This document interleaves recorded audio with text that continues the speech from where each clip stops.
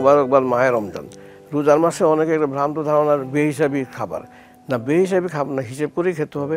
অনেকে আবার রোজার যে সুবিধাগুলো সেই সুবিধাগুলো আন্ডারমাইন করে ফেলেন।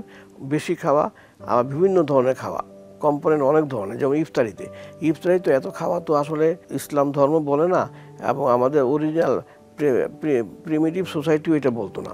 এখন বর্তমানে দেখা যায় যে একটা ফ্যাশন, রোজার মাসে অনেক ধরনের আইটেম, এগুলো আইটেম কিন্তু স্বাস্থ্যের জন্য ভালো না, স্টোমাকের জন্য ভালো না। ইফতারির সময় কি হয়, ইফতারির সময় আমরা একেবারে নির্জীব হয়ে যাই, এটা নাম্বার 1।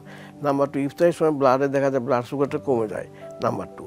সুতরাং আমরা যাতে উজ্জীবিত হই, আমাদের ব্লাড সুগার বাড়ে, ইফতারে আবার শরীরের ভিতরে জলীয় পদার্থটা কমে যায়, জলীয় পদার্থ যাতে আবার নর্মাল হয়, এইভাবে আমরা ইফতার করবো। অর্থাৎ শুরুতে আমরা পানি খাবো, এবং পানীয় জাতীয় খাদ্য খাবো, যেমন শরবত খাবো, ডাবের পানি খাবো, বেলের শরবত খাবো, এগুলো খাবো।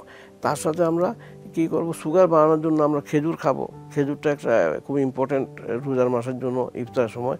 তার সাথে আমরা খিচুড়ি খেতে পারি, জাউ ভাত খেতে পারি। এগুলো সহজ পাচ্য, ব্লাড সুগারটা বাড়ায়, শরীরকে উজ্জীবিত করে। এইভাবে যদি খাই তাহলে এটা হচ্ছে হেলদি ইফতার। আর আনহেলদি ইফতার হচ্ছে রোজার মাসে আমি অনেক ছোলা, বড়া, পেঁয়াজু, বেগুনি এগুলো খেলাম, আবার কাচ্চি খেলাম, রিচ ফুড খেলাম, এগুলো হচ্ছে আনহেলদি ইফতার। এই আনহেলদি ইফতার করলে রোজার যে মর্যাদা এটাই চলে যায়, রোজার যে উপকারিতা এটাই চলে যাবে, আপনি অসুস্থ হয়ে পড়বেন।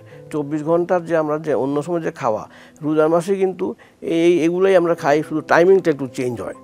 রোজার মাসে মনে করেন যে মিল হচ্ছে ইফতার, একটা মিল ইফতার, আর একটা মিল হচ্ছে সেহরি, আর মডারেট একটা মিল হচ্ছে এটা হচ্ছে আপনার তারাবির নামাজ পড়ে এসে 10টা 11টার ভিতরে কিছু খাওয়া।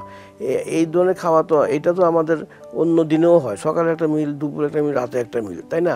রাতের মিলটা ইফতার সেহরির সাথে মিলান, দুপুরের মিলটাকে আপনার 11টার দিকে, যে 10টা 11টা তারাবির নামাজের পরে যেটা খাই ওটা মিলান। সকালের মিলটা, সকালে তো আমরা মিল সবাই বলে, সাইন্টিফিক ওয়েতেই বলে সকালের মিলটা একটু বেশি হতে হবে, সকালের মিলটা ইফতারের সাথে মিলান।